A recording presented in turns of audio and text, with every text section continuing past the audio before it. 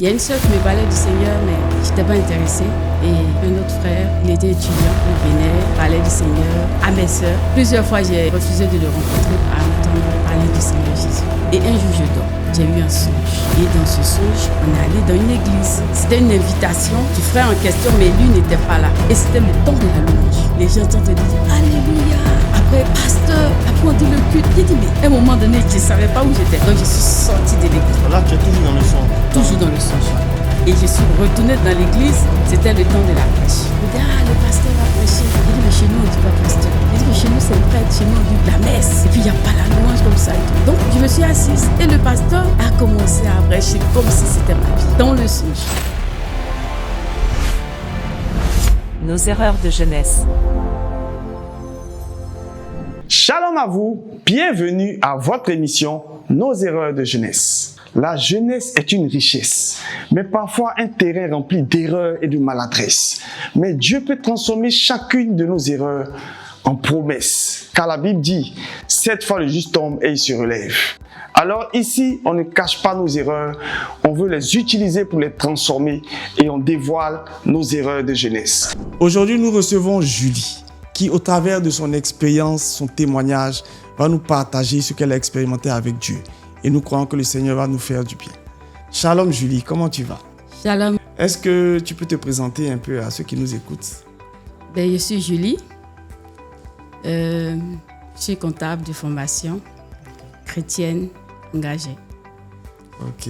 Et aujourd'hui, je vais vous raconter mon témoignage. C'était en 1994. Je ne connaissais pas le Seigneur Jésus. Et il y a une sœur qui me parlait du Seigneur, mais je n'étais pas intéressée. Et il y a un autre frère, il était étudiant à l'INP maintenant. C'était à l'NSTP, mais c'est devenu l'INP. D'accord, c'est Ayam Soko, c'est ça? Ayam Soko, toujours. Oui. Il était étudiant, il venait, parlait du Seigneur à mes sœurs. Okay. Moi, je n'étais pas prévue. Donc. Et un jour, je suis quittée au lycée. Quand je suis rentrée dans le salon, il m'a vue. Il a demandé à mes sœurs, mais elle, c'est qui? Et mes sœurs ont dit, c'est notre grande sœur. Il dit, est-ce que je peux lui parler? Mes sœurs m'ont fait la commission. Plusieurs fois, j'ai refusé de le rencontrer parce que je n'étais pas intéressée à entendre parler du Seigneur Jésus. Et plusieurs tentatives. Et un jour, j'ai accepté. Et il m'a dit que le Seigneur... Il dit, Jésus t'aime. J'ai dit, comment ça, Jésus t'aime? Et en même temps, ce qui a fait que je l'ai écouté, au lycée, il y avait aussi une autre fille du lycée qui me parlait du Seigneur. Et quand je vais à l'école, on me parle du Seigneur. À la maison, on me parle du Seigneur. À un moment donné, j'ai dit, waouh, bon, je vais l'écouter. Donc, quand je l'ai écouté, il a dit, Jésus t'aime, tout et tout. J'ai dit, OK. Bon, il m'invite pour aller à l'église, le culte et tout ça, je refusais. Et un jour, il a dit, bon, d'accord, il va remettre tout entre les mains du Seigneur. D'accord, mais pendant tout ce temps, est-ce que tu étais favorable à la chose de Dieu ou bien pas du tout, ou bien tu étais au milieu? Je n'étais pas du tout favorable. D'accord. Je n'étais pas du tout favorable. Et un jour, je dors. Ok. Et quand je dors, j'ai eu un songe. Et dans ce songe, moi, je disais que c'était un rêve au début. Okay. Et dans ce rêve ou dans ce songe, je vois que j'étais avec une de mes sœurs qui est en Italie maintenant. On est allé dans une église. C'était une invitation du frère en question, mais lui n'était pas là. Donc nous deux, nous sommes partis. Et c'était le temps de la louange. Et on arrive, c'était en pleine louange. Et les gens entendent dire « Alléluia ».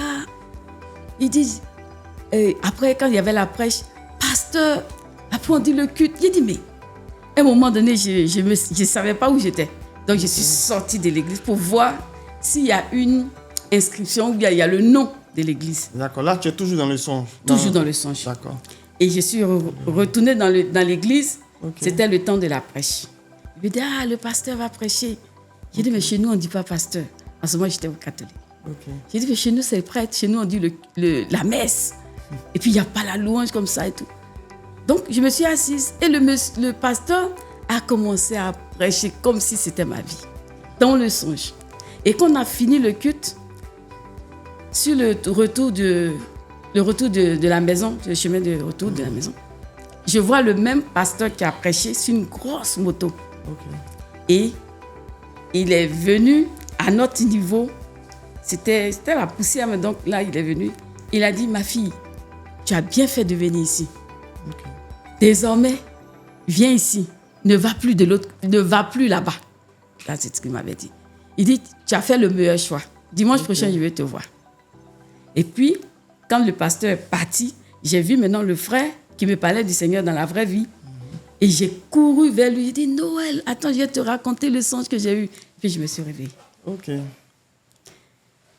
Donc, quand je me suis réveillée, j'ai envoyé mes soeurs en cité, parce qu'ils étaient dans la cité, à l'INP. Je veux le voir en urgence. Lui, il était à l'INP? À l'INP, oui. Vous étiez? Nous, on était au 227, ça veut dire le quartier qui est juste à côté de l'INP. Voilà. On appelle ça NSTP. Donc, c'était la cité 227 logements. D'accord. Donc, il arrive précipitamment. Il dit, qu'est-ce qui se passe? J'ai dit, Noël, j'ai eu un rêve. Et puis, je lui ai dit le rêve. Il dit, ça tombe bien. Dimanche prochain, je t'invite à l'église. Le dimanche, 5h30, je me suis levée. Donc, comme mon père, il a vu que j'ai commencé à m'intéresser à la chose du Seigneur, j'étais rentrée dans une sorte de punition où il ne me donnait plus l'argent de poche, etc. Mais il dit, on se retrouve au Carrefour, parce qu'il n'y avait pas de téléphone portable en ce moment. Donc, il m'a fait des signes, donc moi aussi, je suis partie. Attends, tu peux expliquer cette partie? Ça veut dire que tu dis que ton père était contre le fait que tu ailles à l'église. Parce qu'il est idolâtre. Mon père était idolâtre. Mon père, il aimait beaucoup les fétiches. Il aimait beaucoup les marabouts où ils viennent à la maison. Ils ont commencé à faire des scarifications où on mettait des trucs dans notre corps et tout. Donc, tout ça aussi, j'ai expliqué ça au pasteur. Et le pasteur a dit, prochainement, si le marabout vient, refuse. Donc, parmi toutes mes soeurs et mes frères, c'était plus d'une dizaine, j'étais la seule à refuser. Et mon frère, mon père, c'est depuis ce jour qu'il a vraiment été très dur envers moi. Donc, il m'a tout coupé, tout ce qui est argent de poule. Tout! Il n'y avait plus rien. Ma mère aussi n'était pas là. Donc, j'étais obligée de marcher peut-être 5-10 kilomètres pour aller à l'église. Parce que, pour ceux qui connaissaient un petit peu, c'était au 220 logements. Et puis moi, j'étais au 227. Donc, c'est très long. Donc, voilà. Et puis, on est parti à l'église avec le frère. Ça, c'est la réalité. Et on tombe pile sur la louange.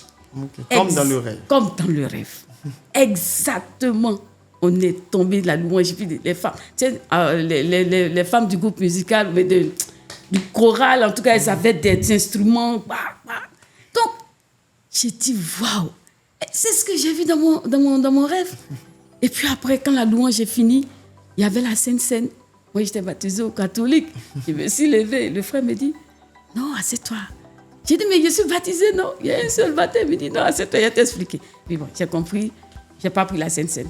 Et puis, après, le pasteur est venu. Quand le pasteur est venu, le message était sur l'église de Laodicée.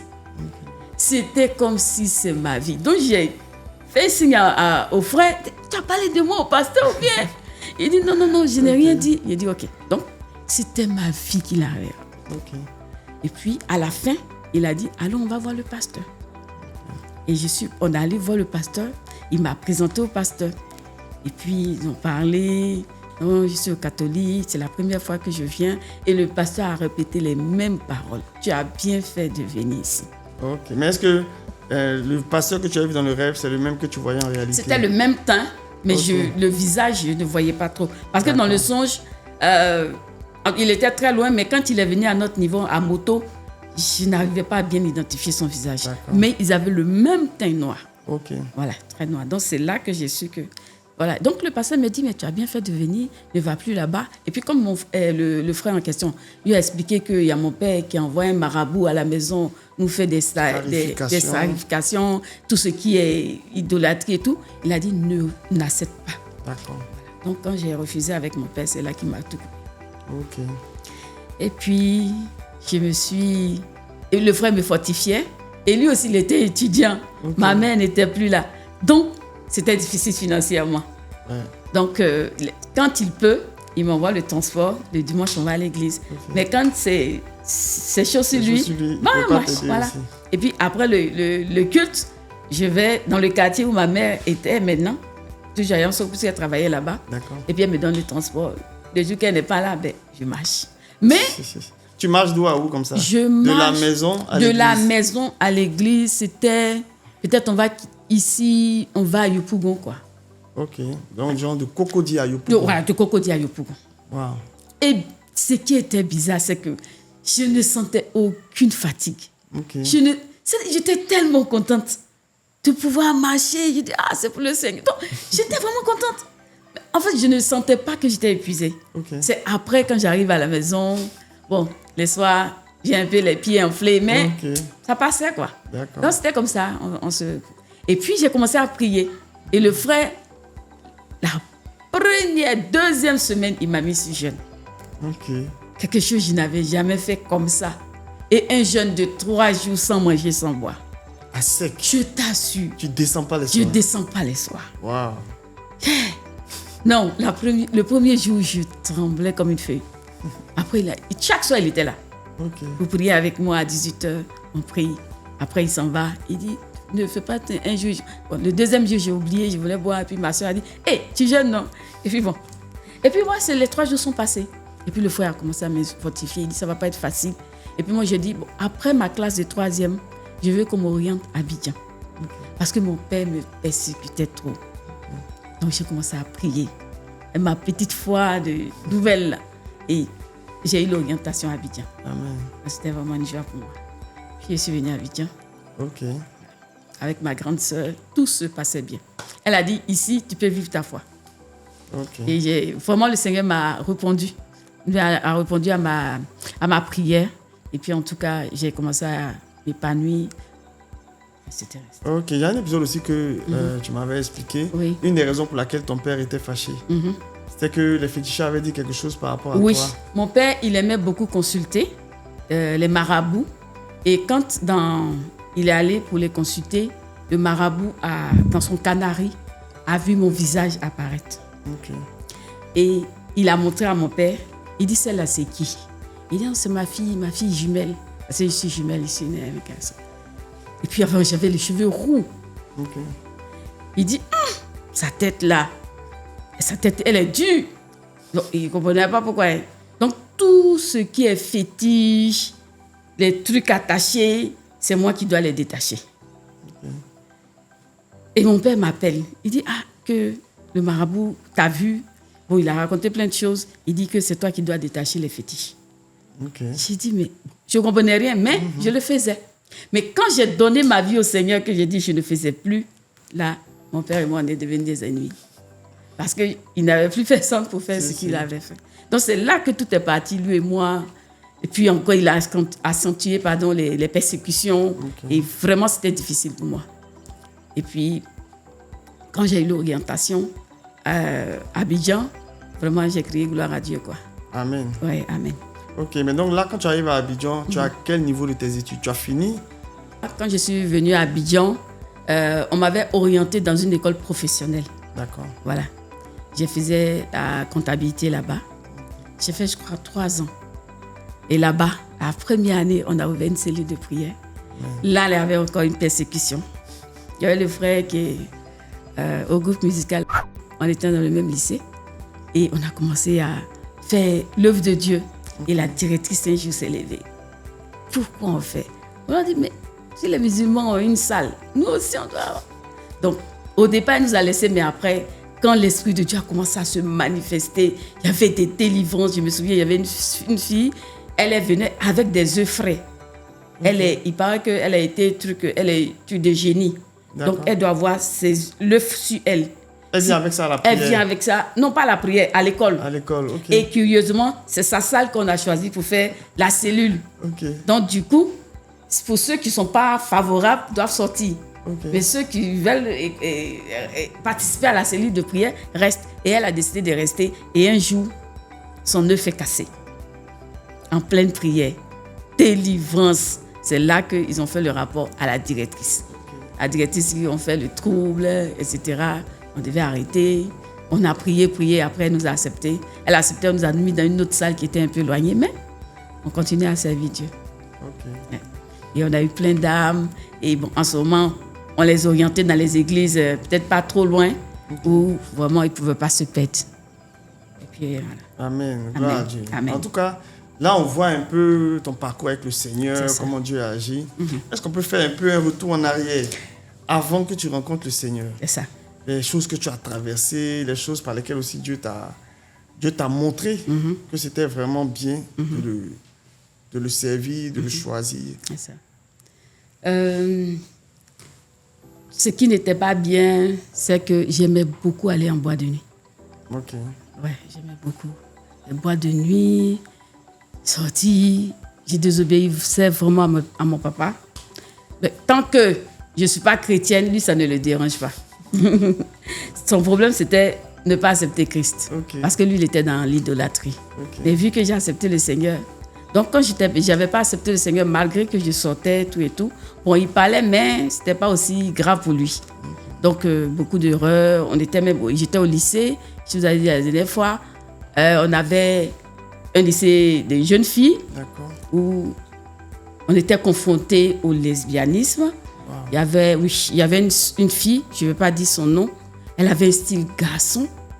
Bon, je ne savais pas qu'elle flashait sur moi. Et quand on met les danses, les zouks et tout ça, elle aimait danser avec moi. À un moment donné, il y avait les attouchements, je ne comprenais rien. Donc, je me suis éloignée d'elle. Okay. Et puis, voilà, c'est passé quoi.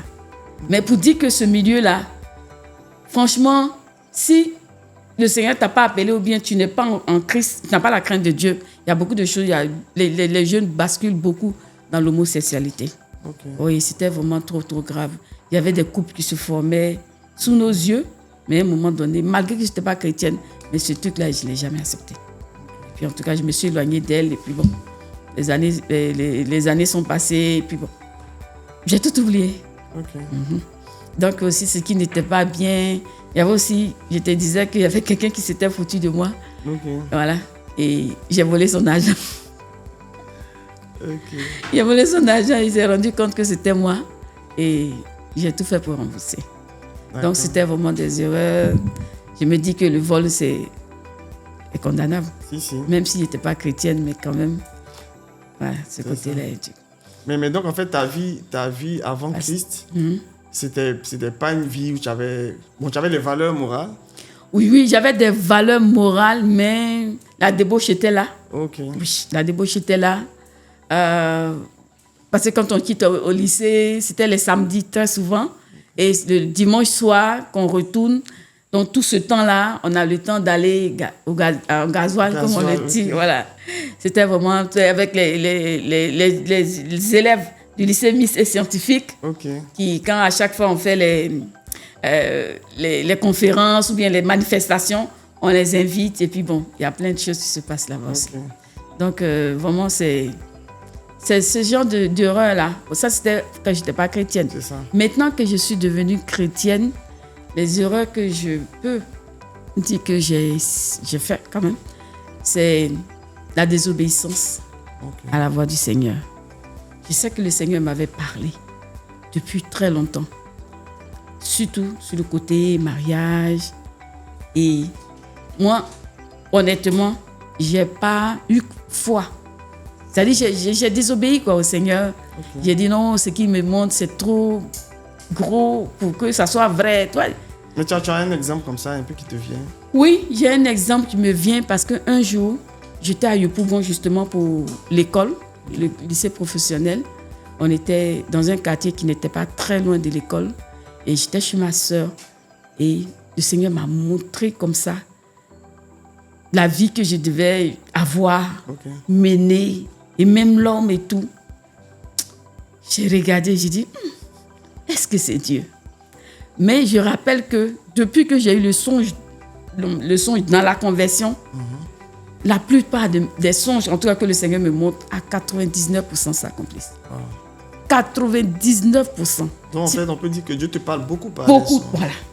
Dieu me parle beaucoup par les songes. C'est-à-dire, s'il y a une situation et que je prie, si je n'ai pas la réponse là par rapport à la parole de Dieu, si je dors, forcément le Seigneur me donne la réponse. En tout cas, 99%. Okay. Et ça marchait à tous les coups. Mais cette fois-ci, c'était une vision. Okay. Je ne dormais pas. J'étais en train d'étudier. Et j'ai vu une vision. Et à travers la vision, le Seigneur m'a donné le nom d'une ville. Okay. Donc, tout ça, j'ai dit, c'est le Seigneur qui me parle. Ou bien c'est quoi? Mais le dépôt était là. Okay. C'est-à-dire, la voix est toujours là. J'ai dit, je manquais d'enseignement. Okay. Je ne savais pas trop quoi faire. Et puis, j'ai été impatiente. Okay. Je n'ai pas obéi parce que le Seigneur m'a dit. Je me suis engagée dans une relation. Ok, qu'est-ce qui s'est passé? Et il y a eu plusieurs cas. Le premier cas, rapidement.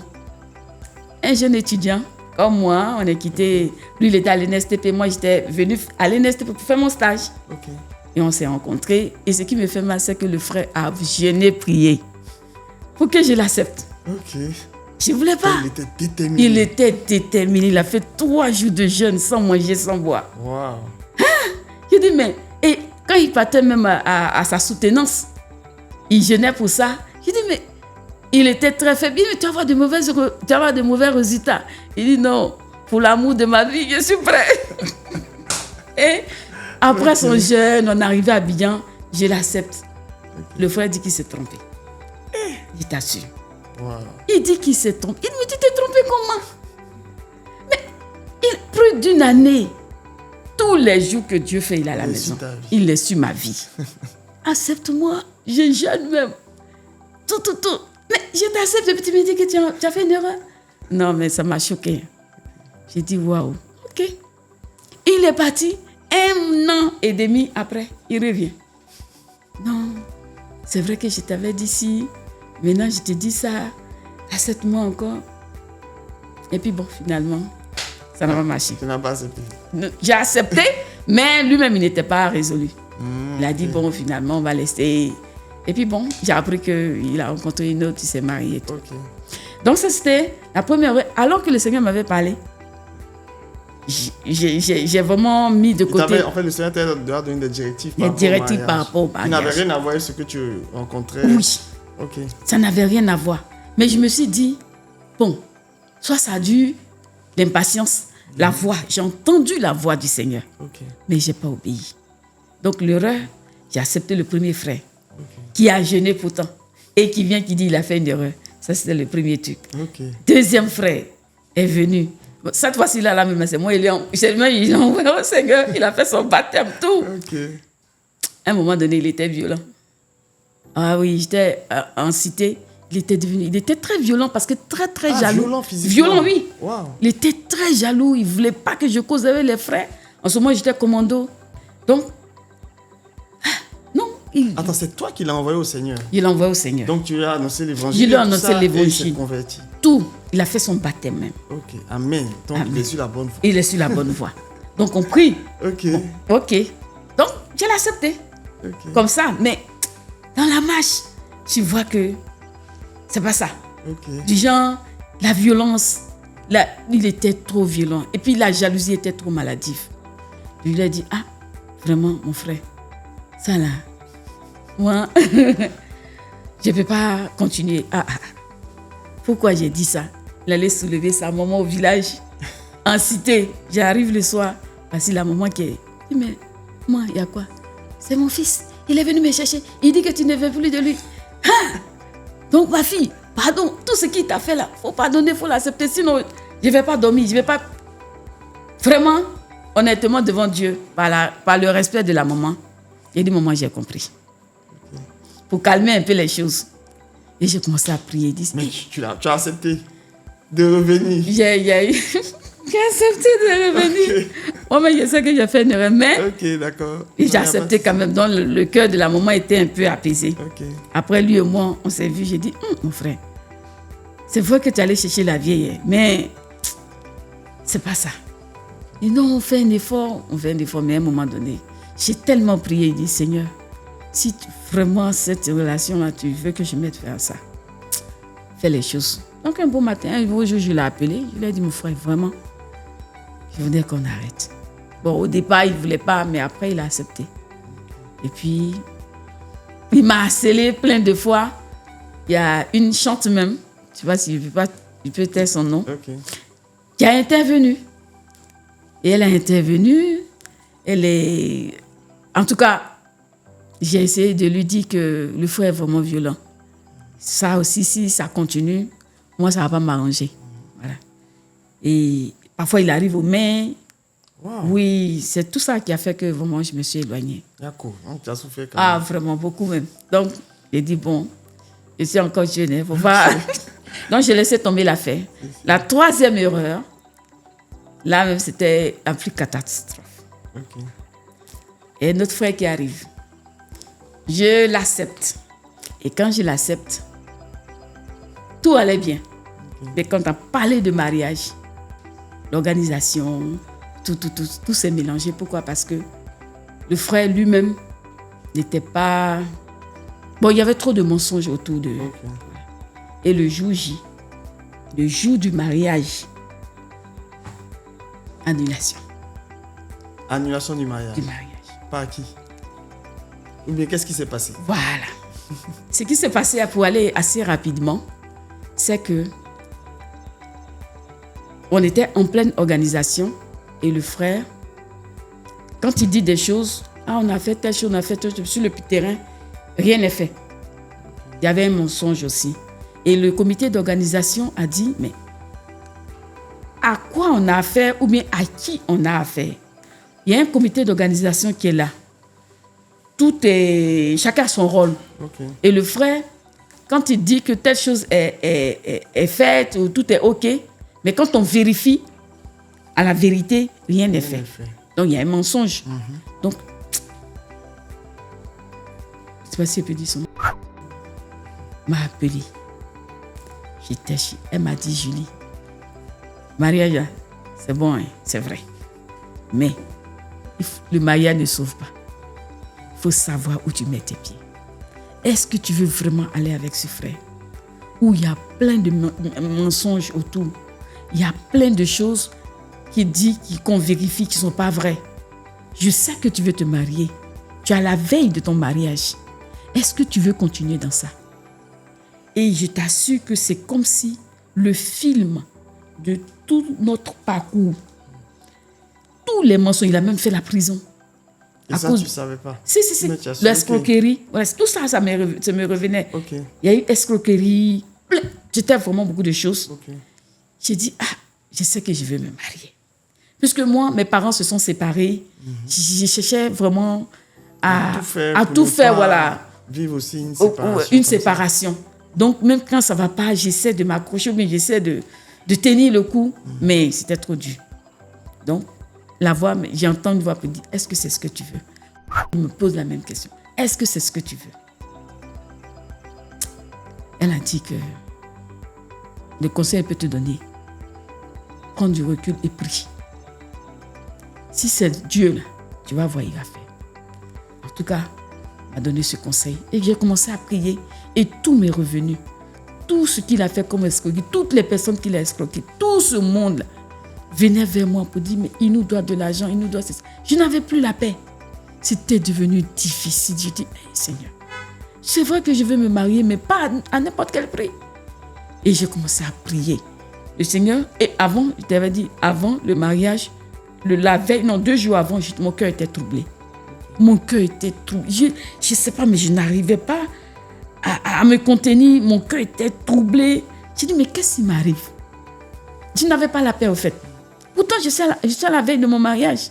Toutes les femmes qui vont se marier sont heureuses, tout et tout. Mais moi, je n'avais pas la paix. Okay. Et j'étais troublée. Et j'ai dit à ma dame de compagnie qui était avec moi, elle dit, non, c'est le stress du mariage. J'ai dit, le stress du mariage, je n'ai pas la paix. Hein. J'ai l'impression que je suffoque. Il y a quelque chose qui ne va pas. Elle dit, mais on est à la veille. J'ai dit, oui, on est à la veille, mais je ne sais pas, mais il y a quelque chose qui ne va pas. Je ne me sens pas bien dans cette affaire. Et quand les papos sont cassés, j'avais mes amis en cité, sont venus me raconter tout ce qui s'est passé. Et lui aussi, le jour du mariage, on le cherche, on ne le voit pas. La voiture arrive pour que je monte, pour faire mes cheveux, etc. Bon, c'est venu. Mais le frère, il était sur la route même de l'hôtel communal, dans une des cités universitaires. Et puis, il attendait. Il attendait quoi? Je ne sais pas. Et non, il attendait sa veste. Tu dois te marier et à telle heure. Et tu n'es même pas encore prêt. Donc, pour dire que qui a annulé, qui n'a pas annulé, mais honnêtement, moi, comme mon cœur était beaucoup troublé, je ne sentais plus que je devais partir. Okay. Je n'avais pas du tout la paix. Donc, c'est comme si c'est le Seigneur même. Voilà, qui me mettait. J'avais une pression. C'est ça. Qui était difficile. Le frère a disparu, on ne le voit pas. Moi aussi, c'est comme si le Seigneur me pressait, comme si je ne devais pas y aller. Et puis, ils ont annoncé au micro pour dire que le mariage de Julie était temps. Elle reportait. Eux, ils ont dit là-bas, reporter. Mais après, le frère est venu avec son frère. Ça n'allait pas. On dit, mais tu étais où? Vraiment, chacun jette la pierre envers l'un et l'autre. Et puis, c'était devenu compliqué. Et puis, à un moment donné, le pasteur a tranché. Il nous a reçus. Et puis, donc, c'est que c'est le jour du mariage même. C'est le jour du mariage même que ça a été annulé. Ça a été annulé. C'est vrai que peut-être, je me dis, même si c'était la volonté de Dieu, certainement, mais quand même, j'ai eu mal parce que tout ce temps-là, c'est comme du temps perdu. Du temps perdu. Ouais. C'était du temps perdu. Vous avez fait combien de temps ensemble? On a fait, avant de pouvoir, on a fait 3 ans. Wow. Oui, on a fait 3 ans. C'était la 3e année, on allait faire le mariage. Okay. Et puis tout a été annulé. Donc ça m'a terriblement fait mal. Et un jour, j'étais là, j'ai dit, mais Seigneur, est-ce que je suis appelée à me marier un jour et tout? Et puis c'est là que le Seigneur m'a rappelé. Il dit, je t'avais parlé, je t'avais dit. Wow. J'ai dit, waouh. Et depuis le temps que le Seigneur m'a parlé jusqu'au jour d'aujourd'hui, j'ai eu le temps de compter près de 28 ans. De ta vie. Je t'assure. 28 ans de ma vie. Je me souviens, j'avais 24, 25 ans. Aujourd'hui, j'ai dépassé la 50aine. Donc, je me dis, mais Seigneur, bon, pas mais Seigneur, c'est moi. Je me dis, si j'avais obéi ou bien attendu, peut-être que tout ça n'allait pas arriver. Vraiment, c'est pour dire que les erreurs, j'en ai fait. Et j'ai tiré des leçons. Et j'ai dit, Seigneur, me voici. Tout ce que tu veux là, il faut faire. Amen. Et puis voilà. Donc là, tu as lâché prise. J'ai lâché prise. Tu t'abandonnes entièrement. Je m'abandonne entièrement. Si tu me dis, fais si, je suis prête. Désormais, je le fais. Amen. Parce que je dis, je ne veux plus faire d'erreur. Parce que j'ai gaspillé trop de temps pour rien. Ok. Amen. D'accord. Wow. Ça, c'est déjà un gros morceau que tu viens de nous servir. Quand on échangeait aussi, tu m'avais parlé d'une relation. Oui. Je ne sais pas si c'est la même relation où, à un moment donné, le monsieur avec qui tu avais rompu, il revenait vers toi et tu l'aidais. Tu l'aidais jusqu'à ce que tu découvres. Oui, justement, c'est cette même relation-là où, effectivement, avec tout ce coup-là qui m'a été fait, ce coup dur, il est parti. Okay. On s'est séparés en tout cas. Et un jour, des années plus tard, il me sollicite. Il m'appelle. Okay. Je n'avais plus... Je l'avais oublié pratiquement. Non, c'est moi, tant. J'ai dit, qui? Bon. Mais tu ne te souviens pas de moi? Et puis il dit tout son nom. Il dit, comment tu vas? Bien, c'est parce qu'il avait besoin de moi financièrement. Okay. Non, c'est moi. Bon, comme je suis restée en contact avec sa famille, en de bons termes, bon, moi je me dis qu'il n'y a pas d'animosité, tout et tout. Et puis il me sollicite. Après, il disparaît. Après, il me dit, attends-moi, le mariage qu'on n'a pas pu faire là, on va le faire. Et là-bas, il s'est marié, tout et tout. Et puis un jour, il a des problèmes. Et puis il vient, il me sollicite. Okay. Il ne veut pas que j'approche sa famille pour ne pas que j'apprenne qu'il est marié. Et puis bon. Mais à ce moment-là, tu ne sais pas. Je ne savais pas. Je ne savais pas qu'il était marié. Quand il vient vers moi, il enlève son alliance. Ok. Donc, j'ai trouvé que c'était pas... Je ne savais pas qu'il enlevait son alliance, mais je sentais qu'il y avait quelque chose, mais je ne savais pas c'était quoi. J'ai dit, mais Seigneur, il y a quelque chose, mais je n'arrive pas à savoir c'est quoi. Donc, le Seigneur a commencé le truc. Et un jour, il m'a sollicité. Et puis, Mon cœur a commencé à me faire mal, à être troublé. Ok. Ça me renoue. Et puis je l'appelle, il dit, mon cœur est troublé. Hein. Il dit, toi, quand ce genre de choses arrivent, c'est qu'il y a quelque chose de grave qui arrive. Lui-même, il dit ça. Lui-même, il a dit ça. Donc, il dit, prions. On prie, ça va pas. J'ai dit, je ne suis pas très bien. Le frère avait escroqué des personnes. Ok. Il disait qu'il est agent de football, il place les gens. Il a pris l'argent et il y a un qui l'a reconnu. Ok. Et dans ça, ils l'ont envoyé à une des gendarmeries vers l'aéroport. Donc, c'est là-bas, j'arrive, il est dans la cabine. En prison. En prison. J'ai dit, mais qu'est-ce qui se passe? En temps, j'ai dit la version des personnes même qui l'ont arrêté. Ok. Non, ouais, je faisais le football. Il dit, non, là, quoi maintenant? On fait quoi? Non, ils disent qu'ils ont besoin de 400 000. Séance tenante. C'est pas 400 000 là, ils vont le déférer. Donc, pour dire que va-et-vient, et c'est dans ça, je prends son portable. Parce qu'ils n'ont pas droit à avoir un portable en prison. Donc, je prends son portable, je prends toutes ses affaires, tout et tout. J'arrive à la maison, je consulte plein de messages. C'est là que moi j'ai su, mais la confirmation était plus tard. Ok. La confirmation de quoi? Qu'il était marié, Ok. qu'il me cachait. Mariage. Donc, j'ai tout découvert, mais malgré ça, il a aidé comme je pouvais. Et puis, il est sorti de la prison. Et quand il est sorti de la prison, on en a parlé. Il ne voulait toujours pas me dire qu'il avait son mariage. Il a fait le mariage parce qu'il voulait me solliciter encore financièrement. Wow. Je lui ai dit, mais ça ne sert à rien. C'est-à-dire, si tu me dis la vérité, si moi, je vais t'aider, je t'aide. Mais voilà. Donc, il cache. Et puis, à un moment donné, j'ai dit, écoute, je sais que tu as besoin d'aide financière et tout. Même spirituelle même. Parce que je ne crois pas que quelqu'un... Voilà, tu as besoin d'argent. Ah, Julie, si je veux t'aider, je t'aide. Mais bon, il ne faut pas faire comme si c'est moi qui suis ta femme et toi. C'est vrai qu'on avait fait la dot un temps, mais bon, tout ça c'est annulé. Mais un truc. Et puis, à un moment donné, tout ça on a réglé. Je sais qu'il est marié. Ok, d'accord. Et plus tard, il fait comme si son mariage ça ne va pas et qu'il s'est séparé avec sa femme. Il revient encore là, j'ai dit non, cette fois-ci-là, tu ne vas pas m'avoir. Et maintenant, je fais mes investigations, je commence à fouiller. J'ai dit, mais tu n'es pas sérieux. En plus, bon, tu dis, tu es homme de Dieu. Le Seigneur te dit, va récupérer ta femme, Julie. Et pourtant, tu sais que tu es marié. Ça, c'est lui qui t'a dit ça, en fait. Oui. Je dis, mais comment le Seigneur peut te dire d'aller récupérer ta femme, Julie, alors que tu es marié? Il me dit, 8 mois de demander au Seigneur. Franchement, j'ai compris que dans le milieu chrétien ou bien dans le corps du Christ, il y a tout. Il y a aussi des plaisanteries. Il y a aussi des plaisanteries. Mais donc, tu entends dire qu'il t'a dit, que Dieu lui a dit d'aller chercher sa femme Julie, malgré qu'il soit marié. Malgré qu'il soit marié. Il m'a dit, oui, moi d'interroger le Seigneur. J'ai dit, je n'ai pas le temps de ça. Je n'ai vraiment pas le temps de ça. Donc, j'ai tout coupé. Tout. Facebook, wow, tous ces numéros, j'ai tout bloqué. Et puis là, je me suis libérée. Ouais. Et comment ça va maintenant? Oui. Maintenant, je dis gloire à Dieu, ça va bien. Okay. Je me sens, et j'étais en train de te raconter la dernière fois, que comme si, par rapport aux frères, je sentais toujours qu'il y avait une personne qui était là. Et le Seigneur, c'est comme si le Seigneur me dit, arrête de t'accrocher à un arbre pourri. Tu te souviens de cette parole? Il dit, arrête de t'accrocher à un arbre pourri. Sinon, tu risques de tomber et ça va faire très mal. C'était une parabole. Au départ, je comprenais. Et quand j'ai lâché prise, il dit, c'est bon.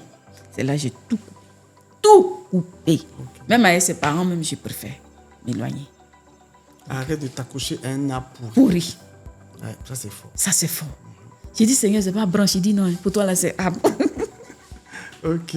Donc, j'ai tout coupé et aujourd'hui, je me sens ouf. Et puis, j'ai entendu la voix du Seigneur, ouf, enfin. J'étais libérée. Amen. Et je me suis libérée de tout. Et maintenant, là, franchement, je vais très bien. Ça va, tu es en paix. Et je suis en paix avec moi-même. Voilà. Amen. Amen. Et voilà. Ok. En tout cas, Merci Julie Ok. d'avoir partagé toute cette expérience, Mhm. tout ce que tu as traversé. On est pratiquement au thème Oui, de notre rencontre, d'accord. de cette série d'échanges. Je vais demander, est-ce que tu as un message à donner à nos internautes? C'est-à-dire, si le Seigneur t'a parlé de obéir à la voix du Seigneur, ça c'est un. Et surtout, avoir confiance au Seigneur. Si le Seigneur t'a parlé, ou bien si le Seigneur en dit quelque chose te concernant, dis-toi que c'est vrai, obéis, marche en fonction de sa parole. Assurément, il va accomplir ce qu'il a dit. Parce qu'il n'est pas un homme pour mentir, ni le fils de l'homme pour se repentir. Ce qu'il dit, il le fera. Donc, c'est d'avoir confiance dans le Seigneur. C'est d'éviter de désobéir au Seigneur et de pouvoir obéir à 100% au Seigneur. Dieu ne va jamais nous décevoir. Moi, c'est mon slogan. Quand tu obéis, tu verras la gloire de Dieu. Mais si tu n'obéis pas, tu vas vivre des situations assez désastreuses. Donc, il faut obéir au Seigneur et avoir confiance en le Dieu que nous servons, que nous aimons, à qui nous avons donné notre vie. Amen. Amen, amen, amen. Amen. Donc, merci encore, Julie, pour ce témoignage que tu nous as partagé. Amen. Donc, chers frères, chères sœurs, on a été bénis, on a écouté ce témoignage qui nous rappelle encore l'importance de l'obéissance. Vous voyez comment une désobéissance peut nous coûter des années de notre vie. Comme Dieu est bon, il rattrape les choses. Donc aujourd'hui, je vais prier encore avec vous qui m'écoutez, afin que le Seigneur nous donne la force de toujours lui obéir. Et chaque fois peut-être qu'on tombe, qu'on se relève et qu'on soit décidé à marcher sur les voies du Seigneur. Prions ensemble. Seigneur, nous voulons te dire merci. Merci encore pour ce témoignage par lequel tu nous rappelles combien c'est important d'écouter ta voix et de marcher selon ta voix. Oh Dieu, donne-nous la force et le courage de toujours faire ce que tu nous as dit de faire. C'est vrai que la Bible dit que même lorsque nous sommes infidèles, toi tu demeures fidèle. Mais nous avons besoin de ta force pour toujours marcher selon ta parole, selon tes voies. Merci Seigneur pour ceux qui nous ont écoutés. Je prie aussi que tu les bénisses et que tu leur donnes le courage de te suivre, la force de s'engager avec toi, car celui qui s'appuie sur toi ne le regrette jamais. Merci Seigneur pour ce temps. Que toute la gloire te revienne au nom de Jésus. Merci encore de nous avoir suivis. Nous avons été heureux et vraiment contents de partager ces instants avec vous. On se dit à bientôt pour un autre numéro de Nos erreurs de jeunesse. Nos erreurs de jeunesse.